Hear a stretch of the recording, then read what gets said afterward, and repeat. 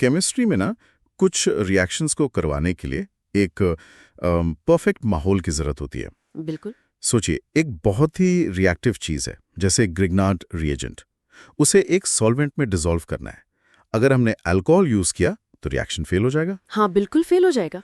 लेकिन एक दूसरा कंपाउंड है जिसमें ऑक्सीजन भी है पर वो रिएक्ट नहीं करता। ऐसा क्यों? यही तो केमिस्ट्री का पैराडॉक्स है।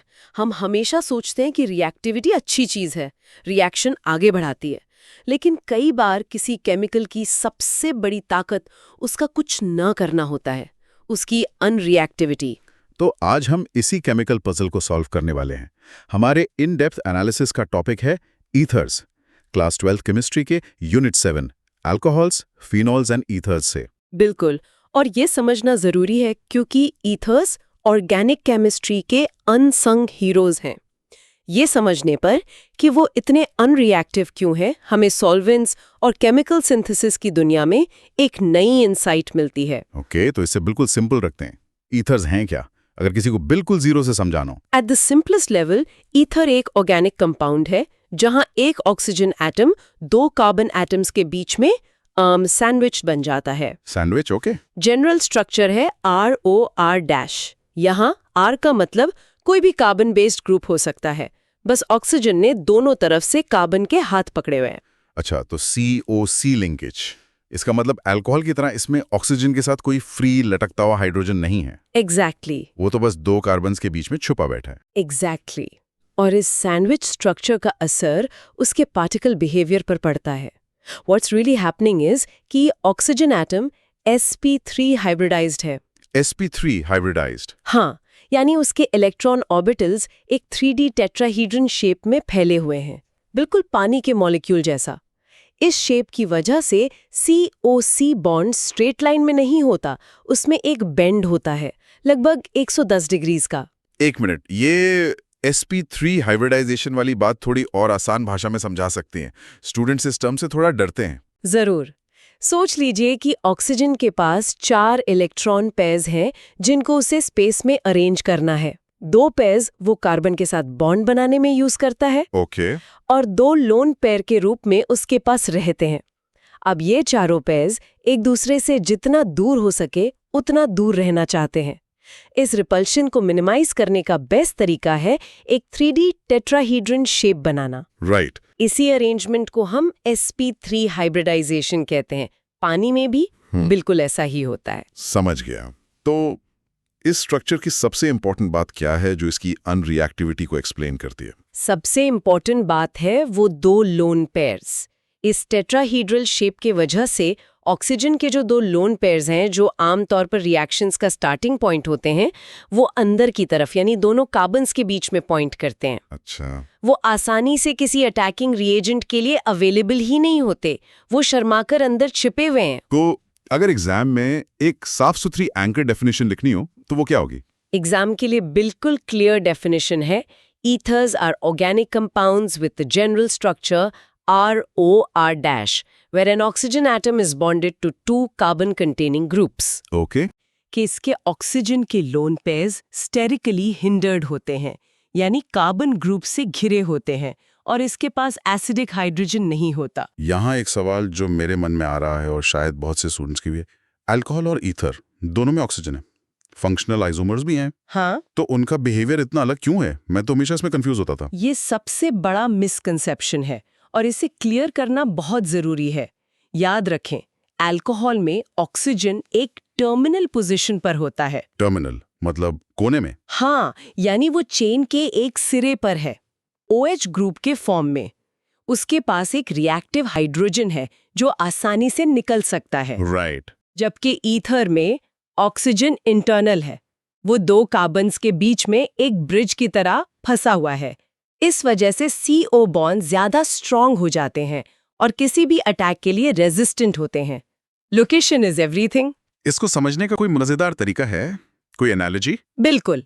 सोचिए, ईथर्स एक पार्टी में एक बहुत ही शर्मीला इंसान है, अ शाय पर्सन। ओके। ये ऑक्सीजन एटम हमेशा अपने 2 दोस्तों यानी 2 कार्बन एटम्स के बीच में खड़ा रहता है, उनके पीछे छिपकर। हाँ हाँ, ठीक है। अगर कोई नया इंसान मतलब एक अटैकिंग रिएजेंट उससे बात करने आता है तो वो अवेलेबल ही नहीं है, उसके दोस्त उसे घेर कर रखते हैं, इसलिए वो अनरिएक्टिव है। ये बढ़िया है।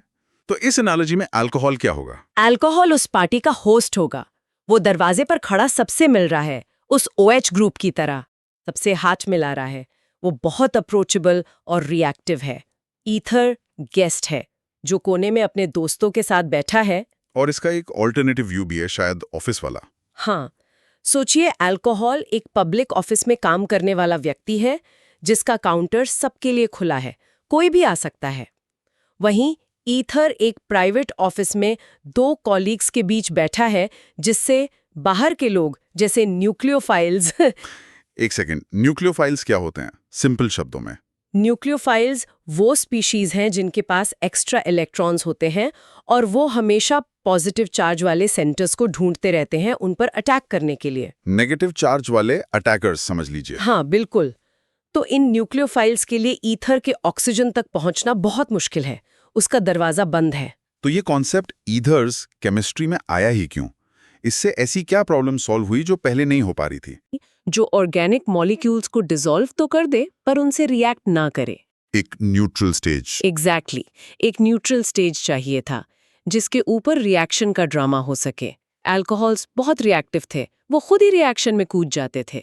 हाइड्रोकार्बन्स जैसे हेक्सेन नॉन पोलर थे, वो पोलर चीजों को डिसॉल्व ही नहीं करते थे।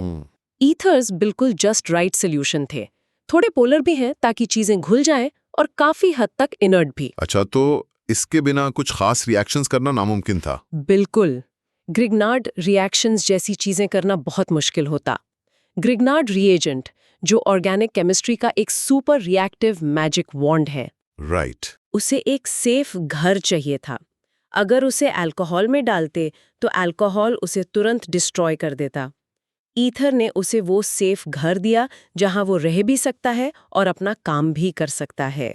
चलिए इसकी एक मेंटल मूवी बनाते हैं। अगर कोई आंखें बंद करके से इमेजिन करना चाहे तो कैसे करेगा? Okay, picture this. इमेजिन करें एक सेंट्रल ऑक्सीजन एटम लाल रंग का। उसके दोनों तरफ 2 बड़े-बड़े ग्रे कलर के कार्बन एटम्स हैं, जैसे बॉडीगार्ड्स। ठीक है। वो ऑक्सीजन को टाइटली पकड़े हुए हैं। अब ऑक्सीजन के ऊपर 2 छोटे चमकते हुए इलेक्ट्रॉन पेयर्स यानी लोन पेयर्स इमेजिन करें, लेकिन वो बाहर की तरफ नहीं बल्कि अंदर की तरफ कार्बन्स के बीच की जगह में छिपे हुए हैं। ओके। पूरा स्ट्रक्चर एकदम काम, स्टैटिक और प्रोटेक्टेड लग रहा है। कोई रिएक्शन करने का हैंडल या हुक ही नहीं दिख रहा। बिल्कुल ऐसा लग रहा है जैसे वो स्ट्रक्चर खुद में ही स्टेबल और सेटिस्फाइड है, उसे बाहर की दुनिया से इंटरैक्ट करने की जरूरत ही महसूस नहीं हो रही। सही। तो ये तो हुई थियोरेटिकल पार्ट, लेकिन लैब में इसका असर आमने सामने कैसे दिखता है? इसका सबसे क्लासिक डेमोन्स्ट्रेशन है potassium permanganate test.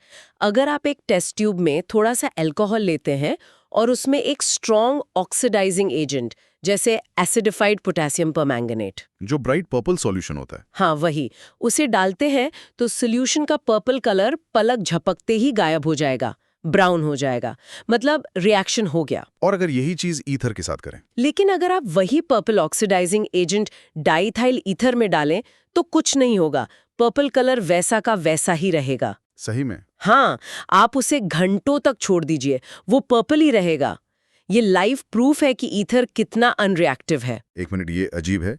Oxidising agent तो बहुत पावरफुल होता है, वो ऑक्सीजन तक पहुंचकर उससे रिएक्ट क्यों नहीं कर पा रहा? क्या कार्बन एटम्स उसे फिजिकली ब्लॉक कर रहे हैं? फिजिकल ब्लॉकिंग यानी स्टेरिक हिंड्रेंस एक फैक्टर तो है, पर एक और ज्यादा इंपॉर्टेंट केमिकल रीजन है। ईथर्स में रिएक्टिव अल्फा हाइड्रोजन नहीं होता। अल्फा हाइड्रोजन, ये क्या चीज है? अल्फा हाइड्रोजन वो हाइड्रोजन एटम है जो फंक्शनल ग्रुप के ठीक बगल वाले कार्बन पर लगा होता है। अल्कोहल्स में OH ग्रुप के बगल वाले कार्बन पर जो हाइड्रोजन होता है वो ऑक्सीडेशन के लिए एक हॉटस्पॉट है। अच्छा। ऑक्सीडाइजिंग एजेंट उस हाइड्रोजन को आसानी से निकाल सकता है और रिएक्शन शुरू कर देता है। ईथर्स में COC स्ट्रक्चर की वजह से ये हॉटस्पॉट है ही नहीं, वहां अटैक करने के लिए कोई आसान टारगेट नहीं है। समझ गया। तो ये अनरिएक्टिवनेस लैब में तो साफ दिखती है, टेक्नोलॉजी में इसका इस्तेमाल कैसे होता है? कहाँ केमिस्ट्स इस शांति का फायदा उठाते हैं? सबसे क्लासिक और इम्पॉर्टेंट एग्जाम्पल है टेट्राहाइड्रोफ्यूरान या THF। THF। ये एक साइक्लिक ईथर है, मतलब इसके कार्बन और ऑक्सीजन एटम्स एक रिंग बनाते हैं। ये ग्रिग्नॉर्ड रिएक्शंस के लिए सबसे बेहतरीन सॉल्वेंट माना जाता है। क्यों? ऐसा इसलिए क्योंकि THF उस सुपर रिएक्टिव ग्रिग्नॉर्ड रिएजेंट को अपने अंदर डिसॉल्व कर लेता है, उसे स्टेबलाइज करता है, पर उससे रिएक्ट करके बर्बाद नहीं करता। तो ये एक परफेक्ट होस्ट की तरह है, मेहमान को आराम से रखता है पर उसके मामलों में दखल नहीं देता। बिल्कुल सही मेटाफोर है। अगर THF की जगह गलती से भी अल्कोहल यूज कर लिया तो वो मेहमान यानी ग्रिग्नॉर्ड रिएजेंट को आते ही खत्म कर देगा, उसके साथ रिएक्ट करके। इसलिए लैब में ईथर की बॉटल्स के पास अल्कोहल की बॉटल्स रखना एक बहुत बड़ी गलती मानी जाती है। अब यहाँ एक काउंटर इंट्यूटिव बात आती है। एक स्टूडेंट सोच सकता है कि ऑक्सीजन है तो आग तो लगेगी ही, मतलब रिएक्शन तो होगा ही। ईथर भी अल्कोहल जैसा ही फ्लेमेबल और रिएक्टिव होना चाहिए। हाँ, ये बहुत नेचुरल सोचना है। दोनों में CO बॉन्ड है, लेकिन असल में वो बिल्कुल अलग है। ईथर्स बेहतरीन अनरिएक्टिव सॉल्वेंट्स हैं, जबकि अल्कोहल्स रिएक्टिव सॉल्वेंट्स हैं। राइट। सब कुछ ऑक्सीजन की लोकेशन पर डिपेंड करता है। इसको ऐसे सोचिए, एक सिपाही बॉर्डर पर आउटपोस्ट में खड़ा है। यह है अल्कोहल का OH ग्रुप। ओके। वो दुश्मन के पहले अटैक के लिए वल्नरेबल है। एक दूसरा सिपाही है जो हेडक्वार्टर्स के अंदर एक कमांड सेंटर में बैठा है। यह है ईथर का COC ब्रिज। दोनों सिपाही हैं, पर उनका रोल, उनकी लोकेशन और उनकी वल्नरेबिलिटी में जमीन आसमान का फर्क है। ये सिपाही वाली एनालॉजी तो सारी कंफ्यूजन को दूर कर देती है। तो चलिए अब इस डिस्कशन से कुछ ऐसी बातें निकालते हैं जो एग्जाम में बिल्कुल क्रिस्टल क्लियर होनी चाहिए, जैसे पानी में घुलने की बात। हाँ, ये एक बहुत इंपॉर्टेंट पॉइंट है। ईथर्स हाइड्रोजन बॉन्ड डोनेट नहीं कर सकते क्योंकि उनके ऑक्सीजन से डायरेक्टली जुड़ा हुआ कोई हाइड्रोजन नहीं है। राइट। लेकिन उनका ऑक्सीजन अपने लोन पेयर्स की वजह से दूसरे मॉलिक्यूल से हाइड्रोजन बॉन्ड एक्सेप्ट कर सकता है। अच्छा, तो ये एक वन वे स्ट्रीट जैसा है। ये दूसरे मॉलिक्यूल से H बॉन्ड ले सकता है पर दे नहीं सकता, इसीलिए पानी के ग्रुप में पूरी तरह फिट नहीं हो पाता। बिल्कुल। इसका क्या मतलब हुआ उनकी सॉल्युबिलिटी के लिए? इसका मतलब है कि वो पानी में थोड़े बहुत घुल जाते हैं, पर अल्कोहल्स की तरह कंप्लीटली मिसेबल नहीं होते। छोटे ईथर्स थोड़ा घुल जाएंगे, पर जैसे जैसे कार्बन चेन लंबी होती है वो पानी में ऑलमोस्ट नहीं घुलते। और इसका उनके बॉइलिंग पॉइंट पर भी असर पड़ता होगा। बहुत ज्यादा। ईथर्स का बॉइलिंग पॉइंट उनके आइसोमेरिक अल्कोहल से बहुत कम होता है। कम होता है, क्यों? क्योंकि ईथर मॉलिक्यूल्स आपस में हाइड्रोजन बॉन्डिंग नहीं कर सकते। उनके पास H बॉन्ड डोनेट करने वाला प्रोटॉन है ही नहीं। ओके। इसलिए उन्हें उबालने के लिए कम एनर्जी लगती है, जबकि अल्कोहल मॉलिक्यूल्स आपस में स्ट्रॉन्ग हाइड्रोजन बॉन्ड्स बनाते हैं जिनको तोड़ने के लिए बहुत ज्यादा एनर्जी चाहिए। इसलिए उनका बॉइलिंग पॉइंट बहुत हाई होता है। एग्जाम के लिए ये एक किलर डिस्टिंक्शन है। बहुत इंपॉर्टेंट पॉइंट। और दूसरी क्लैरिटी लाइन क्या होगी उनकी रिएक्टिविटी को लेकर? दूसरी बात ये साफ होनी चाहिए कि ईथर्स आमतौर पर न्यूक्लियोफिलिक सब्स्टिट्यूशन और ऑक्सीडाइजिंग एजेंट्स के प्रति अनरिएक्टिव होते हैं। यही उन्हें एक आइडियल सॉल्वेंट बनाता है। उनका काम है बस एक न्यूट्रल माहौल बनाना। हाँ, रिएक्शन में हिस्सा लेना नहीं, बस स्टेज प्रोवाइड करना। और उनका स्ट्रक्चर जिसके बारे में हमने पहले बात की, हाँ, उसे भी एग्जाम के लिए आसान शब्दों में याद रखना है। ईथर्स में COC बॉन्ड एंगल लगभग 110 डिग्रीज होता है। ये लीनियर नहीं होता। लीनियर नहीं होता? बिल्कुल नहीं। ये sp3 हाइब्रिडाइजेशन और lone pair bond pair repulsion की वजह से है। बिल्कुल पानी के मॉलिक्यूल की तरह। लीनियर सोचने की गलती ना करें। और आखिरी पॉइंट जो एप्लीकेशन से जुड़ा है वो ये है कि साइक्लिक ईथर्स जैसे THF ऑर्गेनिक सिंथेसिस में बहुत कॉमन है, क्योंकि वो दो चीजें एक साथ ऑफर करते हैं। पोलैरिटी, जिसकी वजह से चीजें डिसॉल्व हो जाती हैं, और इनर्टनेस, जिसकी वजह से वो रिएक्ट नहीं करते। Best of both worlds. Exactly. ये बेस्ट ऑफ बोथ वर्ल्ड्स वाली सिचुएशन उन्हें केमिस्ट्स के लिए बहुत वैल्यूएबल बनाती है। परफेक्ट। तो अगर इस पूरे डिस्कशन को हमें 3-4 लाइंस में समराइज करना हो रिवीजन के लिए, तो वो क्या होगा? सबसे पहले एथर्स वो कंपाउंड्स हैं जहां एक ऑक्सीजन एटम दो कार्बन्स के बीच में सैंडविच होता है।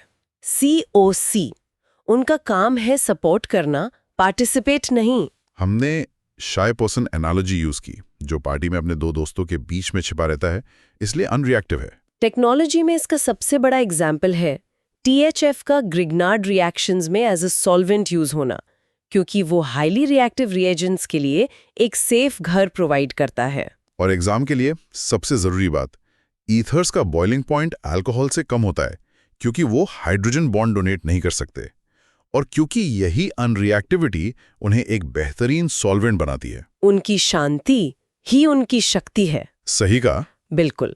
आज हमने देखा कि एथर्स का अनरिएक्टिव होना उनकी कमजोरी नहीं बल्कि उनकी सबसे बड़ी ताकत है, स्पेशली सॉल्वेंट्स के रोल में। लेकिन यहाँ एक सवाल सोचने के लिए छोड़ जाते हैं, अगर ईथर्स इतने स्टेबल और अनरिएक्टिव हैं तो ऑर्गेनिक केमिस्ट्स ने उन्हें प्रोटेक्टिंग ग्रुप्स की तरह कैसे यूज करना सीखा? कैसे उन्होंने किसी कंपाउंड के एक रिएक्टिव हिस्से को, जैसे एक अल्कोहल ग्रुप को, टेम्परेरीली ईथर में बदलकर हाइड किया, अपना रिएक्शन पूरा किया और फिर उसे वापस ओरिजिनल अल्कोहल फॉर्म में ले आए? इस इनर्टनेस को एक एक्टिव कंट्रोलेबल टूल में कैसे बदला गया, ये सोचने वाली बात।